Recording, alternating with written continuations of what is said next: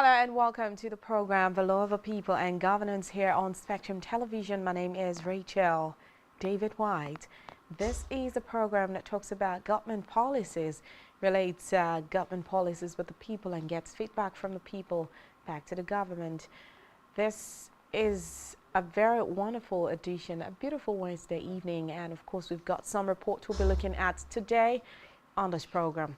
Well, the first report is coming from Abia State, where the chapter of the People's Democratic Party over there, PDP, has disassociated itself from the statement credited to Senator Adolphus Wabara, the acting board of trustees chairman of the party, endorsing Abia State Governor Dr. Alex Otti for a second term in office. Whoa. Well, in a statement signed by its vice chairman Abia North, Abraham Amma, the party said that Wabara did not speak the mind of the party, but only spoke for himself.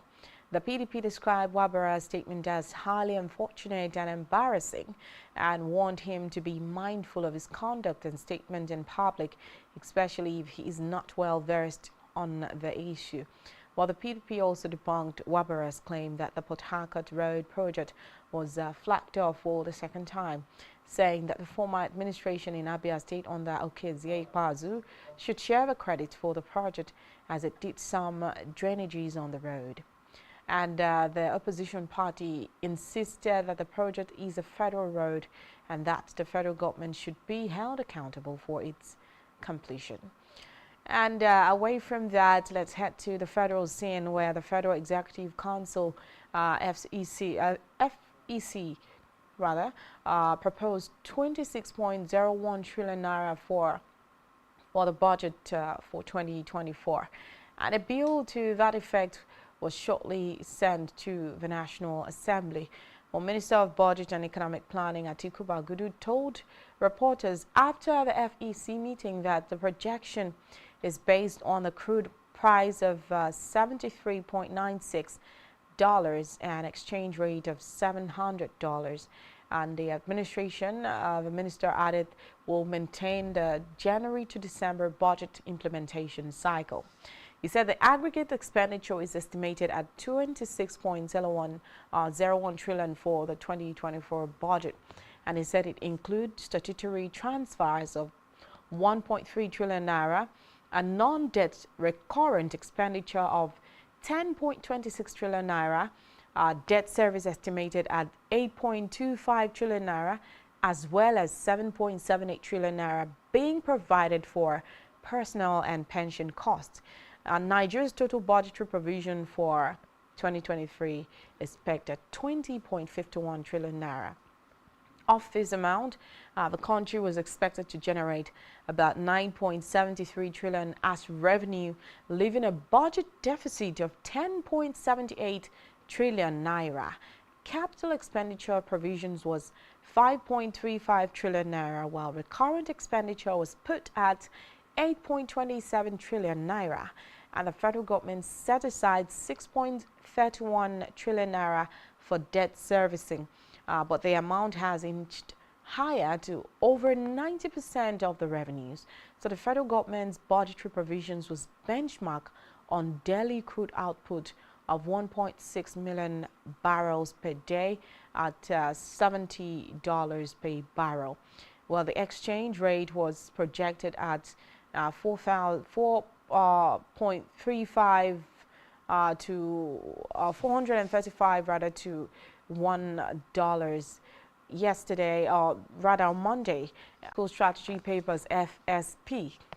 Well, the Bagudu said debt service increased because 22.7 trillion naira Ways and Means was securitized, meaning it became a federal government debt at 9%. Now, the Federal Executive Council also approved the setting up of the Presidential Council on Industrial Revitalization Roadmap, which will be headed by President Bola Tinubu. Ministry of Industry, Trade and Investment, Dr. Doris Ozoka Anite said the council will comprise 10 subcommittees, and according to her, the subcommittees will review and harmonize policies within different ministries. Well, this is another major issue that is making the rounds in the public space, and of course we'll also take a look at it today. And the next report we'll look at is heading to the Senate, where the Senate has appointed Senator Oyelola Issa-Ashiru, APC Kwara South, as its new deputy leader. And according to reports, the Senate also appointed Senator Mwaboy Peter Onyeka, APC Ebonyi North, as the new deputy chief whip of the Senate. Now, the new appointments were announced by Senate President Godswill Akpabio at plenary today. And Senator Ashiru, who was previously the Deputy Chief Whip of the Senate, was elevated to Deputy Senate Leader, which became vacant following the appointment of Senator Dave Umahi as the Minister of Works by President Bola Ahmed Tinubu.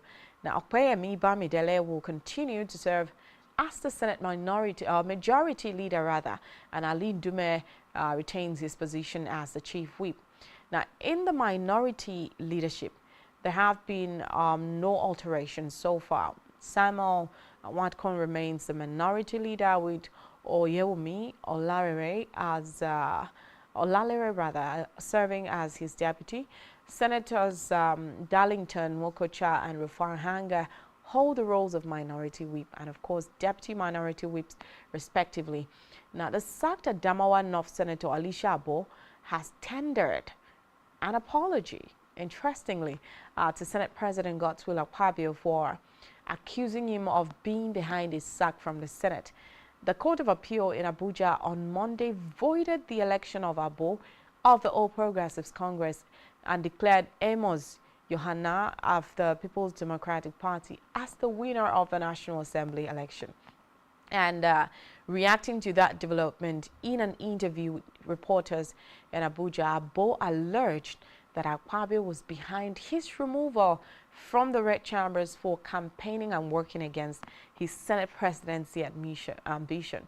And in response to the allegation, the media aide to the Senate President, SMA Ibo, said Abo is just looking for someone to blame for his sack from the Senate because his principal was not responsible for the court judgment. Now, in a televised interview yesterday night, Abo said Senator Akpabio was not responsible for his sack from the Red Chamber. He said that the press conference and release he put out were premature. Now, there are strong indications away from that of a fresh plot to impeach Akpabio, according to reports circulating over alleged, high-handedness and insensitivity, according to reports, to the demands of lawmakers in the upper legislative chamber. This comes barely 24 hours after Borno ranking Senator Ali Ndume staged a walkout of plenary due to Akpabio's rejection of his point of order yesterday. And according to reports, barely 10 minutes after commencement of plenary, Ndume raised point of order against an error committed by the Senate President, which he refused to correct. The error in reference was a motion moved by Senator Sumaila Akawu, NNPP, Kano South, for a debate on the need for reopening of Nigeria-Niger border, but without stating the title of the motion. So Ndume, citing Order 51 of the Senate Standing Rules, requested the Senate President to allow for correction of any error made or observed in plenary. But Akpabio would have none of it, as he quickly interrupted the Borno lawmaker, insisting that having ruled on issues raised, it cannot be revisited, and consequently ruled Ndume out of order. Well, Kogi Senator Sunday Karimi attempted to sustain Ndume's lines of argument through another point of order, but was also swiftly ruled out of order by Akpabio. So, as the shouting match raged on, Deputy President of the Senate, Jibrin Barau, quickly rose to read Order 16 and asked senators to respect the rule that requires the substantive motion to be moved by any senator for correction or review of earlier decision taken. It was immediately sustained by Akpabio, infuriated Ndume by raising another point of order, Order 54, that sought that the correction of perceived error should be made. But without allowing Ndume to make full presentation of his argument, Akpabio ruled him out of order again. Now, angered by Akpabio's decision, Dume packed his document and stormed out of the chamber. In the midst of the uproar created by the scenario, senators hurriedly went into a closed-door session, and Dume later returned after receiving a call, but the Senate had moved into a closed session. Well, today we'll also have it that the Senator Gatula Akpabio stood down the motion. Of course, the Niger border cannot be reopened due to security implications according to the ECOWAS laws, so it is still remained closed. Well, these are the issues that we'll be looking at in the course of today's program. So we'll take a look at, of course, the proposed budget for 2024, and of course Nigeria has a tradition, a character of borrowing to fund. Let's look at what this administration has for us this time. It's a new administration and of course a new way of doing things, so let's watch it out. These are the things we will discuss in the course of today's program, so just stay tuned. When we come right back from this break, we'll talk more on the stories. Just stay tuned.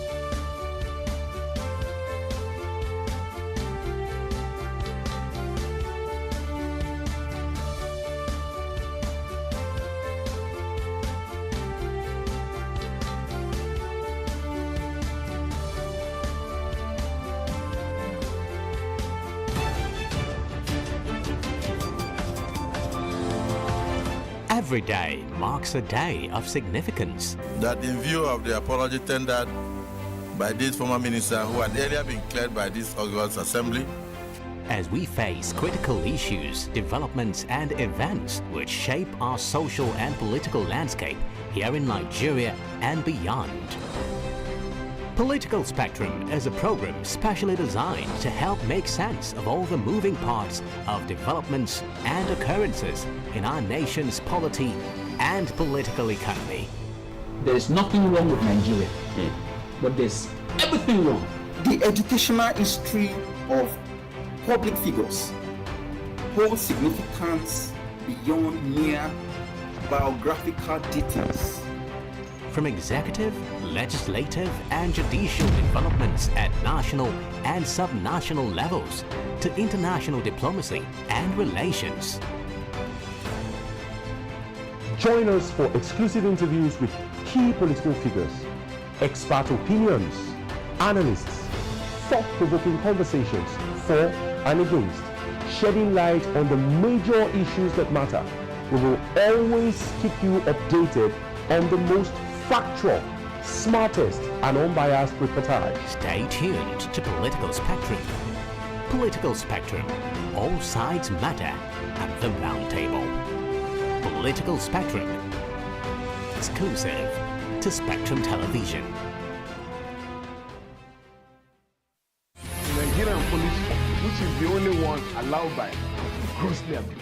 Our governors have to share police powers with the president as stipulated by the Constitution. We do not have a federal government police force. We have the Nigerian police force, which shall be administered, organized, and supervised by the Nigerian police force. No, my lord, I want to say something. I want to say something here. Perhaps it might also enlarge the scope of people who should be invited here for examination. My lord, if we cannot find those who literally murdered Abiola, who are those people who could be said to be the beneficiaries of the death of Abiola? Rogers has linked you with some of the killings he did? He never did. He linked you with the attempted murder of Hebrew? He did not. My lord, the Matters Council is leading the evidence in our matters. Is this an adversary proceeding? It's not, my lord, but you can't be talking about cases which are in court, Is my this lord. an adversary proceeding? It's not, my lord. These cases are in court, my lord. I'm just reminding your lordship. My lord, sorry, my lord, I think I'll be in cross-examination. Legally Speaking, a program that deals with legal issues and questions we face as citizens of this amazing country, Nigeria. Legally Speaking. Join us every Friday from 5 p.m. to 6 p.m. for Legally Speaking.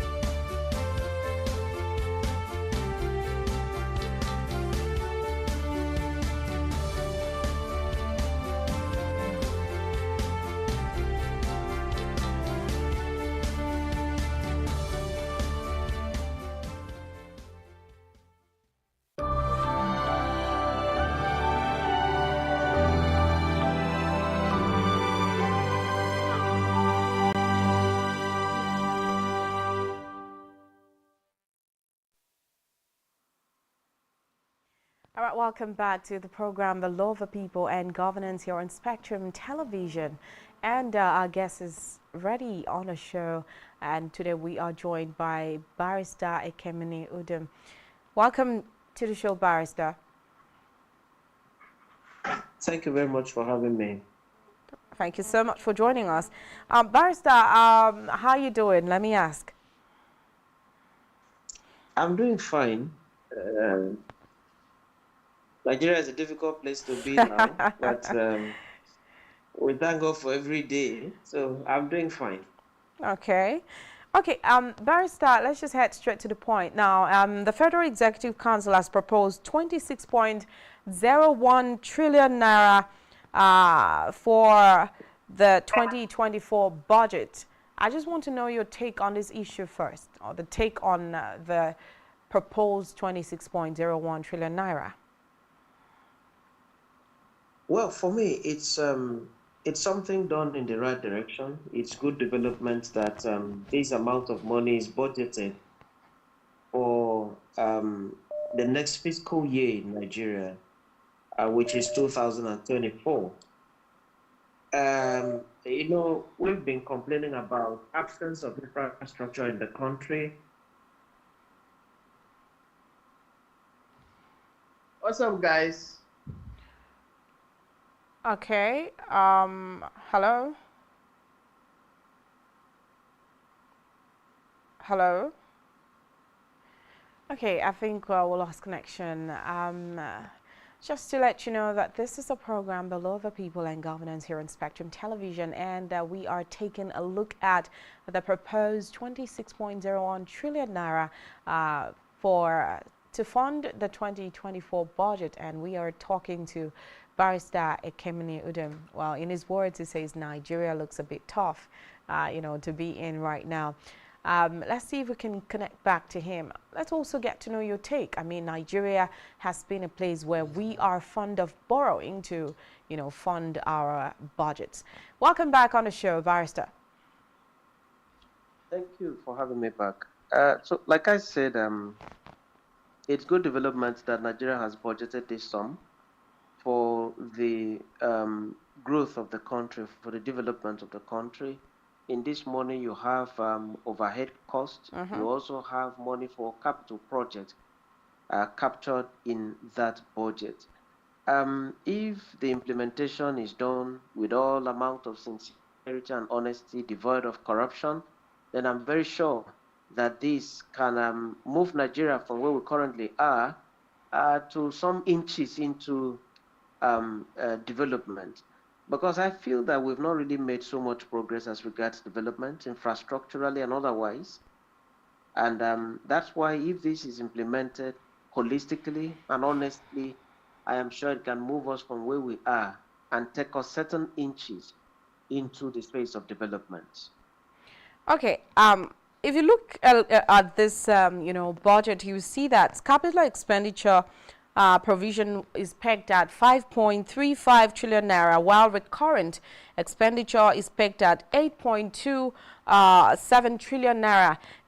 I'm looking at the capital expenditure and the money that is set aside for debt servicing. That's 6.31 trillion naira for, I mean, a country that is fond of borrowing to fund its, budgets.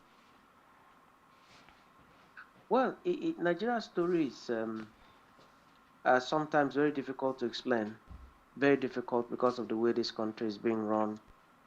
I mean, look at that budget. That budget is also going to be funded through borrowing. And that, for me, is not supposed to be the case. Because this is not a poor country, this is a rich country. The natural resources that we have should be enough to fund the annual budget of Nigeria and to also even be enough to lend to some African countries. Nigeria should be lending money to small African countries if the resources of this country were to be properly harnessed and then properly utilized. So, but when you see a budget with this figure, and you see that the source of the funding is going to be, part of the sources of the funding will be borrowing. And we keep borrowing. We have been borrowing for so many years now, for more than 40 years now, Nigeria has been borrowing. And every year's budget, we have a significant amount of the budget going into debt servicing. So we are paying interest on the loan that we have collected. And Nigeria has not even learned lessons. We keep collecting loan as if it is free, yet we have to pay back with interest. So this, for me, is very worrisome, the way Nigeria is going. It is such that the federal government should not borrow any money again. But you have heard that recently, the federal government is borrowing about 1.5 billion US dollars to be able to buy vehicles for members of the House of Reps and to do one or two other things. I do not think this is the way to go. Our budget should be funded from the money that is generated on a daily basis from our oil and other natural resources. When we have the deficit and we have to fill up the deficit by going abroad to borrow money, it is not the best for Nigeria. And we having to pay money into generations upon generations of paying back loan, paying back debts. This is not how to run this country. If we continue to run it this way, then I'm afraid how far we can move as regards development, because the money that is used in servicing loans could have been used in building primary schools, in fixing roads, and doing many other things in country. Let me even talk about, draw your attention back to what you mentioned, talking about the proposed, I think, 130 million naira to acquire SUVs for the lawmakers. And then so many questions have been raised as to why do we borrow such amount of money, or why do we need to set aside such amount of money to acquire space utility vans for these lawmakers. And according to them, these vehicles are needed for oversight functions, official use, and remains the property of the federal government. That simply means that when their tenure is over, these cars will still remain. Now, what happens to, the cars that the past administrations had bought, in the name of it belongs to the federal government? The former Minister of Education, I'm coming, talking about Ezekwesili, had been questioned about, when she made comment about it, she had been questioned as to what happened during her tenure. And she said when she was in office, we can question the people who worked with her. She said she asked that, those government cars that were already there be repaired, be put in good condition for her to use, since it was official use. So what do you think about these at the same time, in a time when Nigeria is still borrowing to fund, grappling with economic situations?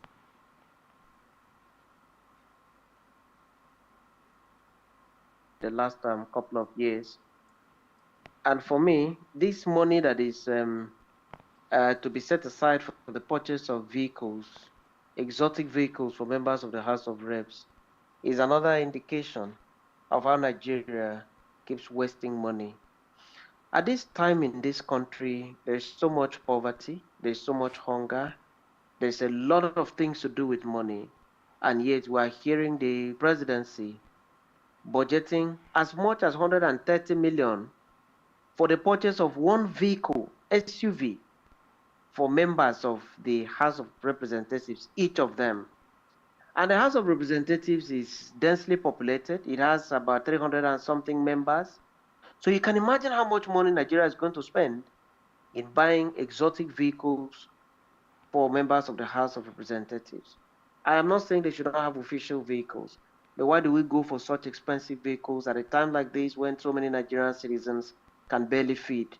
At a time like this when so many parents are withdrawing their children from one school to the other because of the high cost of school fees and a lot of other indices. When you look at what happens in other countries, you see the presidents of other countries driving in very moderate vehicles, some even riding bicycles to go to work. But in Nigeria, we have members of the House of Representatives that are to have vehicles of such amount. I'm sure they are bulletproof vehicles. And yet, the generality of the population of this country is in abject poverty. This, for me, is not the best way to run this country. We must do things differently if truly we're interested in development. Okay, let's look at the money that the federal government has earmarked for, you know, each of the things captured in the budget.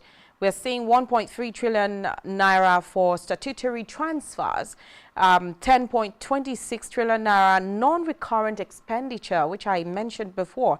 We're also seeing 7.78 trillion naira, a whopping sum for personal pension costs.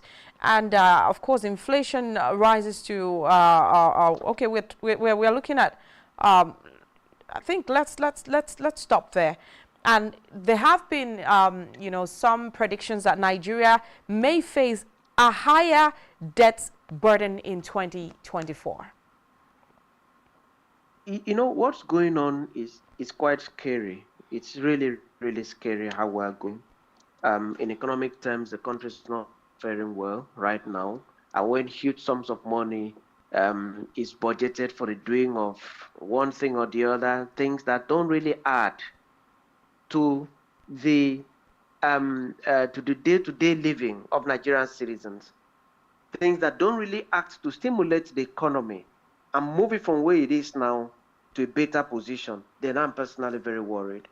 Look at the amount of money budgeted for the fixing, for the servicing of the presidential jets.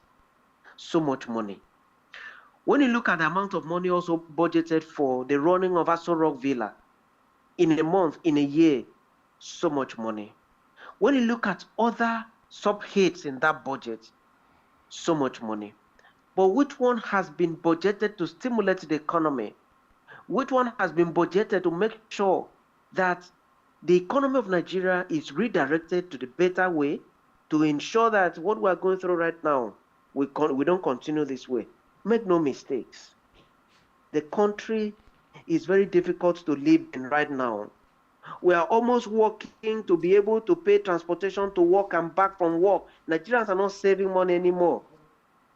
Because when you pay your way to work and come back, at the end of the month, you check how much you have spent on transportation alone. You see that you're working in circles. You're not saving any money. And this is not the way to go. I think that His Excellency, the President of the Federal Republic of Nigeria, needs to get the right set of people to work with him in economic terms and be able to interpret his economic blueprint, the type that will be able to transform the country. Right now, I am afraid that we're not getting it all right now. And if it continues this way, then life might be very, very, very difficult for the citizens of the country, you know, in the coming months. And it could even last beyond months. And Nigerians deserve better governance than this. Okay, let me ask you something. In your words, you say, you know, you sound like you are giving credit to the economic blueprint of the president. Let me put it that way: the economic blueprint of the president. So you feel the president has made some right policies that, if properly followed, can salvage the situation Nigerians are facing now. And then the second one I want to add there, do you think that there may have been some appointment or some appointed persons the president has put into office that you feel will not be able to interpret his economic blueprint? Well, the president is in a good position to know who can deliver his manifesto for him, who can assist him to deliver the manifesto that he presented to Nigerian citizens. So he's in a good position. But you see, I feel that moving forward as a country, we should be able to appoint experts to man positions in government. When you appoint a central bank governor, and the central bank governor is not an economist, and when you look at what happens outside Nigeria, you see that so many central bank governors are economists, are people that have expertise in the management of the economy. They have expertise in the formulation of policies that will drive the economy and drive the economy better. Then you see that it looks as if we're still not getting it right in a lot of ways. Yes, the gentleman as the central bank, who serves as central bank governor today, has had experience in the commercial banking sector, wonderful profile. But what experience does he have in policy formulation, which is the principal objective of the central bank? Which I just want to hope that he will be able to hold forth and be able to do better, to be able to change this country the way, from where it is now to where it should be economically. And then in other offices that relate to the economy, I think that the president also needs to get those that are experts and have, expertise in these fields to govern these places, to man these places for him. I feel that the president needs an economic team made up of experts. These are the people that will be able to show the president the nuances of the economy and be able to drive us from where we are to where we should be. Where we are right now is a position, is a place where Nigerian citizens are really, really suffering. Life has become really difficult in this country, and we cannot continue like this. Else, Nigerian citizens will be in hunger and want, and we don't deserve that, because this is a country that is already blessed naturally. Okay, you've brought my attention back to the person of Cardoso. I mean, the man the president has appointed to serve as the governor of the Apex Bank, Central Bank of Nigeria. So you feel that, I mean, there are people that are of that school of thought that, yes, he may have had a good wealth of experience, in handling issues at the commercial bank. But don't you think that he can make the right policies that will drive the economy of Nigeria to a safe place? Well, it's possible he can make the right policies, no doubt about that. However, when you go into a place that you need to first of all struggle to find your way, then you are also causing delay. If you get an expert who goes into a place, he understands how to navigate, he begins from day one, then it's better for the country. But where you need to go and learn, understudy someone, you need to make a lot of calls before you can walk, it becomes a problem. But I want to give the benefit of that to Cardoso, that he is in the mold of people that will hit the ground running and work as fast as possible. If you go to the commercial banks today in Nigeria, and you're asking for just 100,000 naira at the counter, cash, they don't have any more. So scarcity of naira has almost returned to the economy. So the banks are now telling you they can only pay you 20, they can only pay you 30. So that's a red flag.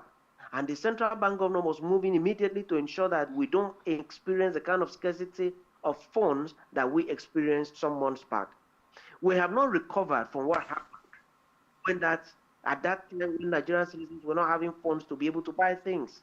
When Nigerian citizens were buying naira, you buy naira with naira, that for me was an anathema. So the central bank governor has to move in immediately to arrest this kind of ugly situation that is brewing once again in the country. And a whole lot of other things need to be fixed by him, because the country relies solely on the central bank for policy direction as regards the economy. And Cardoso cannot afford to fail us now, because we are at a very difficult moment, a critical moment that we need critical thinking and critical implementation of policies that will drive us, to better location, to better, better place in the economy.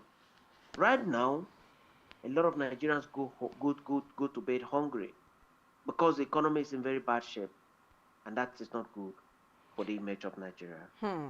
Well, I mean, let me go back to some of the reactions since the budget proposed, money was allocated to to fund the 2023 or 2024 budget rather. Now, going by the words of the popular Daybreak newspaper editor-in-chief Moho, he said that the budget in Nigeria since 1999 is an empty ritual which has no specific impact on the Nigerian economy. Do you also go by that assertion? Over time, Well, reviewing during past administrations. I wouldn't agree 100% with him because in the last couple of years, yes, we've had budgets. Yes, we've had roads being constructed from the budget provision. Yes, we've had schools being renovated from the budgetary location and all that. So I wouldn't say it's a total failure as regards budgeting in Nigeria. However, there are concerns. The president is presenting a new budget to the National Assembly. But has he presented what had been spent so far in the last budget? Because I think we should retire. We should be able to know what happened in the last budget before we can talk about presenting a new one. But we've not had that. Over the years, we've not been having that. So what we have is yearly ritual because the Constitution says the president must present. So the president just goes to present what happened to the previous budget. Out of 1,000 projects that were listed in the previous budget, how many could we execute as a country in the last 1 year? We don't have these. And if you don't make an assessment of where you have come from, sometimes it's difficult to know where you are going. So I agree to the extent that Nigeria's budget in the last couple of years has been as far from what we've been expecting. It has not really moved Nigeria from where Nigeria has always been. It has not moved us transformationally to the next level. And that is why this is a new administration. And I just want to hope that things will be done differently so that every item in the budget will be implemented. And before the presentation of the 2025 budget, we should know what happened to the 2024 budget as regards implementation. That is the only way we can make progress as a people. Wow, beautiful. Now, let me ask one question. There's a statement you made. I may not recall exactly how, but it leads me to asking, what do you think the president's administration in the space of 4 months plus has done differently that in your eyes it looks like we are on the right path to reviving the nation's economy? Well, the removal of the fuel subsidy, which stops the payment of huge sums of money to one or two people sitting down together and getting so much money from Nigeria, it's not a bad decision by this administration. The president said that so much money has been saved, but I had expected that that money should be used in funding the budget instead of Nigeria still going to borrow. So the first subsidy thing needed to be addressed, and this president has addressed it. So for me, that's a good thing. However, the effect on the economy is what the president has not has not addressed, and there is need for the president to address that. Once the price of petrol increases in Nigeria, the prices of everything also moves up, in fact, with the speed of light. As of today, I'm sure there's no way you can charter keke in Akwa Ibom too without paying as much as 500 naira or 1,000 naira. That's a far cry from what it used to be. And that shows you clearly that all is not well. You enter the market, the prices of things have skyrocketed. So this is where the president is not addressing after removal of the fuel subsidy. And I think that something needs to be done and done immediately so as to stem this tide of suffering in the country. The suffering is too much. You go to fill your tank now, and it takes you as much as 43,000 naira. What is the average salary of a Nigerian citizen? And I think this is not good, and something needs to be done in the immediate to correct this anomaly and return Nigerian citizens to their way of life, where life is not so punishing, where life does not become so hard to live. Nigerians do not deserve to be in extreme hardship because God has already blessed us with human and natural resources. And what needs to be done is to harness these things effectively and implement them for the good of Nigeria. Wow. Okay, with you know, the amount of money we've seen pegged for debt servicing, higher than that's pegged for capital project, do you think that government would be able to achieve much, you know, in terms of the capital projects? Well, it's sad because we should have more of capital projects than recurrent expenditure. So when we have to pay so much salary to workers in the country, we pay allowances to political office holders, we pay pension to those that have left government as politicians, a lot of money is still being piled up for them. It is worrisome. In other countries, the money for projects is more than the money for other expenditure. But here we are. Huge sums of money have been budgeted in that document for the purchase of diesel to run government establishments. This is an anathema. This is unacceptable. Why don't we have 24 hours electricity now in Nigeria? So why are we not also using some other thing like solar? Why do we have to buy diesel in huge sums of money to run Nigeria, to power the ministries in Nigeria? Something needs to be done differently. And I feel that the president needs to do that now. Else, this country can hardly see development if we go the way we are going. Why should we budget money for the purchase of diesel? Why? We should be having 24 hours electricity from what is it that is used in generating electricity in other countries that we can't do the same here? We have hydropower. The current of water in Nigeria is enough to power the turbines. We have solar energy. So why are we not drawing that? It's a case of the more you look, the less you see about how this country is being run. But I think to move forward, we need to do things differently. We need to have more money for capital expenditure than recurrent expenditure. We need to have a situation where our political office holders agree to reduce what they take home every day. We don't need a country where 130 million naira will be used in purchasing SUV vehicles for 360 something people when the average Nigerian citizen is wallowing in abject poverty. We really need to move this country differently. And this is an opportunity for the president to show that he can lead Nigeria differently, because this is the way Nigeria has always been led in the last 20 years, and we've not made progress. This president has a responsibility to lead Nigeria differently so that we can see progress. Anything outside that, then it's unfortunate to see how speedy our development can come as a country. Okay, Barrister, thank you very much. Now, we're looking at, you know, cutting cost of governance and, you know, having over-bloated cost of governance. And then we are seeing 130 million naira pegged for, you know, SUVs for lawmakers. We're seeing, you know, reports by FIJ that the president spent so much on hotel accommodation during his, you know, UNGA, United Nations General Assembly conference in New York, when we have a space reserved there for, you know, ambassadors and people who travel, government officials who travel out there for, you know, an official meeting. And we are talking about cutting cost of governance, and we are seeing the administration move towards this direction.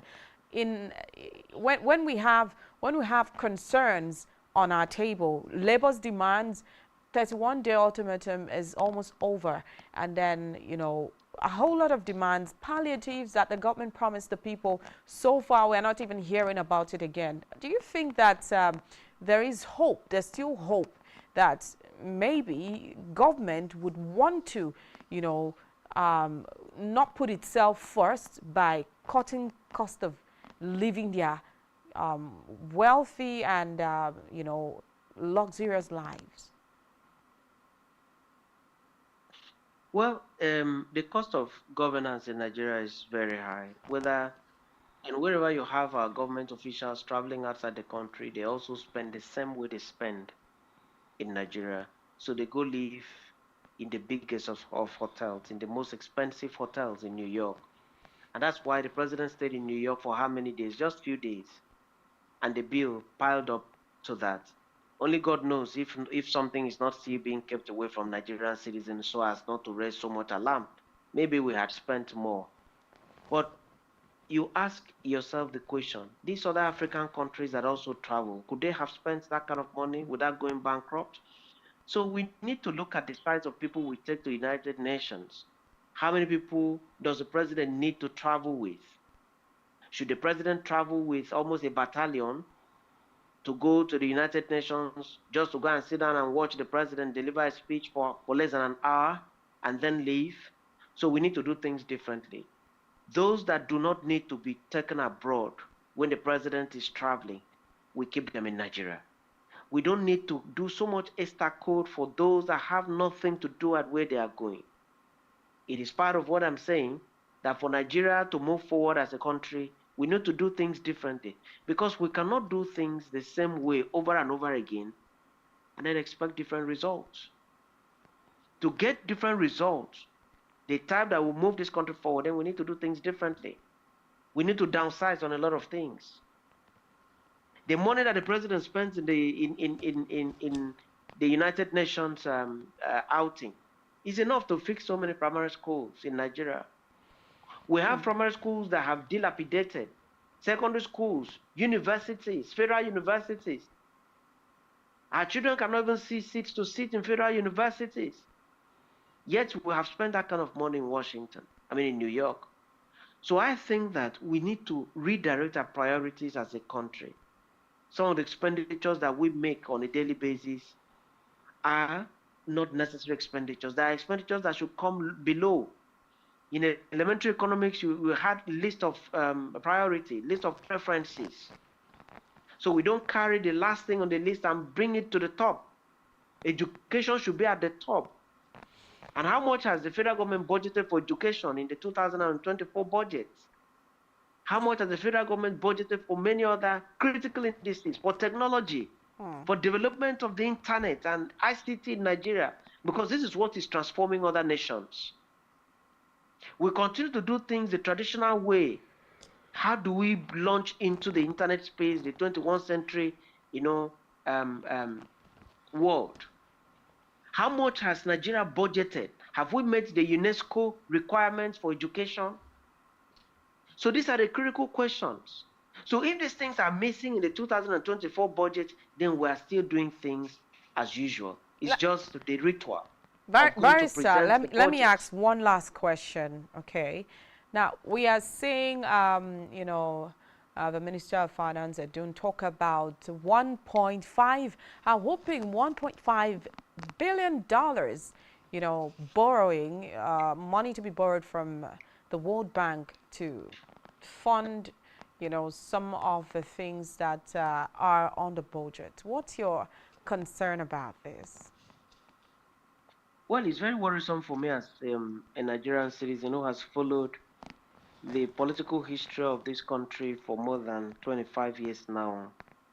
I remember when the Obasanjo administration did everything to clean off Nigeria's debts.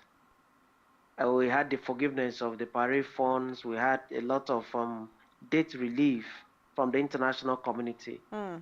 Today, we are borrowing again as if we've not learned from what happened in the past. When you borrow, it is very easy to borrow, but you also understand the consequence of that borrowing. It means that you have thrown more than one generation into indebtedness. And why should we do that? I think that if Nigeria thinks outside the box, the money that we have buried in the soils of Nigeria, the petrodollars, the money from Zamfara State gold, because we're only looking at oil. Nigeria is only looking at oil in the Niger Delta region. Nobody seems to be looking at the fact that there is gold in some parts of this country and people are harnessing the gold selling it and putting the money in their pockets. Gold is part of natural resources that 13% of it should only be paid to the state while the remaining should go to the federal government the same way it is done to the oil of the Niger Delta region. We must be deliberate in gathering Nigeria's resources for the purpose of development. We shouldn't only look at oil. There's a lot in other parts of the country that Nigeria is not interested in. We're losing revenue.